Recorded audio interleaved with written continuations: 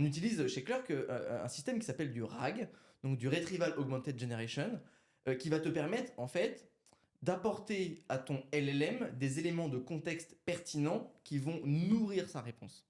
Donc imaginons que tu poses ta question, apporte-moi des jurisprudences dans tel ou tel domaine.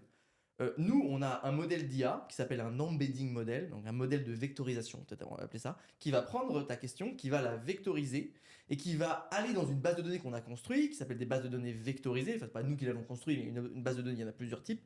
Une base de données vectorisée, et en fait, la différence, en fait, c'est. Alors, après, il faut que j'explique ce que c'est un vecteur, mais l'idée, c'est qu'on peut identifier de l'information dans un plan en 3 dimensions où, en fait, chaque vecteur, chaque point de vecteur représente un point d'information différent. Et ton information est transformée en vecteur et elle est envoyée dans cet espace en 3 dimensions et elle va te renvoyer les éléments de contexte, c'est-à-dire les vecteurs qui sont le plus proches sémantiquement de la question que tu as posée. Et il renvoie ensuite à un LLM les éléments de contexte et il nourrit la réponse du LLM avec ces éléments de contexte. Ce qui implique que la réelle difficulté en fait de mettre au point une solution métier n'est pas le LLM, c'est la qualité de tes embeddings, c'est la qualité de la vectorisation de la donnée que tu mets.